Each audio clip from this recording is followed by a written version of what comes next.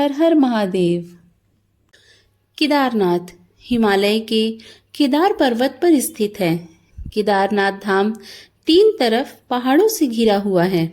एक तरफ 22,000 फुट ऊंचा केदारनाथ पर्वत, दूसरी तरफ 21,600 फुट ऊंचा खर्च कुंड और तीसरी तरफ 22,700 फुट ऊंचा भरत कुंड नाम का पहाड़ है। समुद्र तल से केदारनाथ धाम की ऊंचाई लगभग 3,584 मीटर है।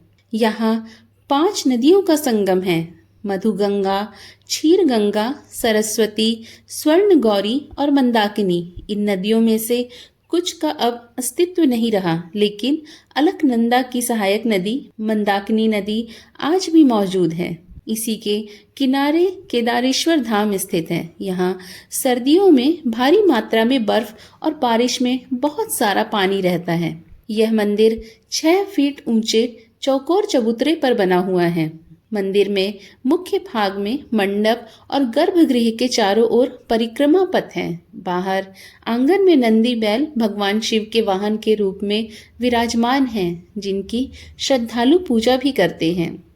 जब इस मंदिर पर विपदा के बादल छा गए थे, तब से केदारनाथ धाम की दूरी 3 किलोमीटर बढ़ गई।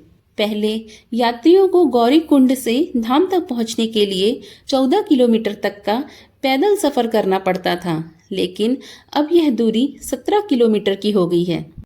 मंदाकिनी नदी के किनारे बसा केदारनाथ मंदिर का 2013 में आए प्रलय के बाद बचना किसी चमत्कार से कम नहीं है। इस विनाश में सब कुछ खत्म हो गया था। केदारनाथ मंदिर के पीछे पानी के बहाव के साथ आई एक बड़ी चट्टान इस तरह कवच बनी रही कि मंदिर की एक ईंट को भी नुकसान नहीं होने दिया। इस शिला का नाम भीमशिला रखा गया। केदारनाथ जाने वाले सभी भक्त इस शिला की भी पूजा अर्चना करते हैं और शिला मंदिर के परिक्रमा मार्ग के बिल्कुल पीछे स्थित है। पौराणिक कथाओं में केदारनाथ का संबंध महाभारत कालीन अर्थात द्वापर युग से बताया गया है।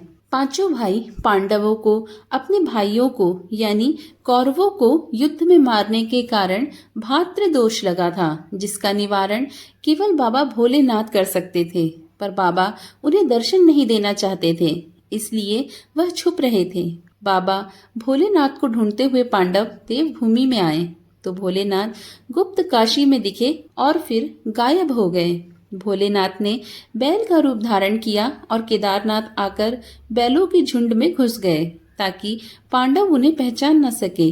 भीम ने विशाल रूप धरा और सारे बैलों को अपने पैरों के नीचे से निकल जाने को कहा। सारे बैल निकल गए, पर भोलेनाथ कैसे निकलते? भोलेनाथ रूपी बैल धरती में समाने लगे। तभी भीम ने बैल की पूंछ पकड़ ली। धरती में समाये बैल रूपी शिव देवभूमि में 5 जगह से निकले, जिसे पंच केदारेश्वर कहते हैं, और 6वां भाग नेपाल के पशुपतिनाथ जी में निकला। बाबा भोलेनाथ ने पांडवों को दर्शन दिए और उन्हें भातृदोष से मुक्त किया। ये 5 केदार हैं: केदारनाथ, तुंगनाथ, मदमहेश्वर, रुद्रनाथ, कल्पेश्वर। मंदिर हजारों साल पुराना है। अब जरा इन तस्वीरों को गौर से देखिए, रास्तों को देखिए और सोचिए, इतनी मुश्किल जगह में ये मंदिर कैसे बना होगा? किसने बनाया होगा?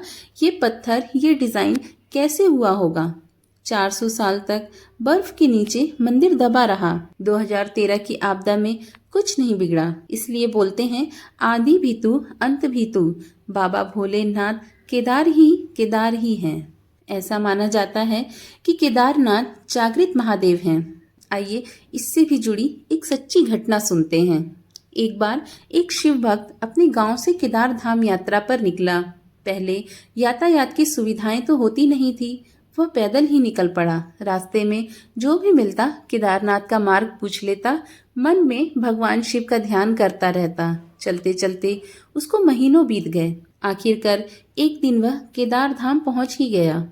केदारनाथ में मंदिर के द्वार 6 महीने खुलते हैं और 6 महीने बंद रहते हैं। वह उस समय पहुंचा जब मंदिर के द्वार बंद हो रहे थे। पंडित जी को उसने बताया वो बहुत दूर से महीनों की यात्रा करके आया है। पंडित जी से प्रार्थना की, कृपा करके दरवाजा खोलकर प्रभु के दर्शन करवा दीजिए। लेकिन वहाँ का तो नियम है, एक बार बंद तो बंद, नियम तो नियम होता है। वह बहुत रोया, बार बार भगवान शिव को याद किया कि प्रभु बस एक बार दर्शन करा दो।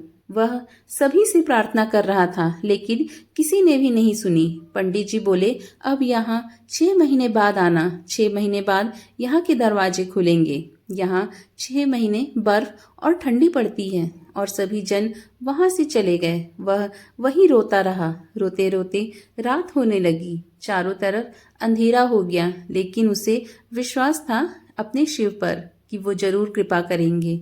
उसे बहुत भूख और प्यास भी लग रही थी। उसने किसी के आने की आहट सुनी। देखा एक सन्यासी बाबा उसकी ओर आ रहे हैं। वह सन्यासी बाबा उसके पास आया और पास में बैठ गया। पूछा, बेटा कहाँ से आए हो? उसने सारा हाल सुना दिया और बोला, मेरा यहाँ आना व्यर्थ हो गया बाबा जी। बाबा जी ने उसे समझाया और खाना भी दिया और फिर बहुत देर तक बाबा उससे बात करते रहे। बाबा जी को उस पर दया आ गई। वह बोले, बेटा मुझे लगता है सुबह मंदिर जरूर खुलेगा, तुम दर्शन जरूर कर पाओगे। बातों बातों में इस भक्त को न जाने कब नींद आ गई। सूर्य की मध्यम प्रकाश के साथ भक्त की आंखें खुली। उसने इधर उधर बाबा को देखा, किंतु वह कहीं नहीं दिखाई दिए। इससे पहले कि वह कुछ समझ पाता, उसने देखा पंडित जी आ रहे हैं, वह भी अपनी पूरी मंडली के साथ। उसने पंडित जी को प्रणाम किया और बोला, कल आपने तो कहा था मंदिर 6 महीने बाद खुलेगा और इस बीच कोई नहीं आएगा यहाँ, लेकिन आप तो सुबह ही आ गए। पंडित जी ने उसे गौर से देखा, पहचानने की कोशिश की और पूछा, तुम वही हो जो मंदिर के द्वार बंद होने पर आए थे, जो मुझे मिले थे, 6 महीने होते ही वापस आ गए? उस आदमी ने आश्चर्य से कहा, नहीं नहीं, मैं कहीं नहीं गया, कल ही तो आप मिले थे, रात में मैं यहीं सो गया था, मैं कहीं नहीं गया। पंडित जी का आश्चर्य का ठिकाना नहीं रहा और इस तरह बाबा ने अपने सजीव रूप में अपने भक्त को दर्शन दिया। आशा करती हूँ आपको आज की ये कथा पसंद आई होगी। पसंद आई हो तो एक लाइक कर दें, चैनल पर नए हो तो चैनल को सब्सक्राइब कर लें, साथ ही नोटिफिकेशन बेल ऑन कर दें, जिससे मेरी आने वाली वीडियो की जानकारी आपको प्राप्त होती रहे। जय शिव शंभू, हर हर महादेव।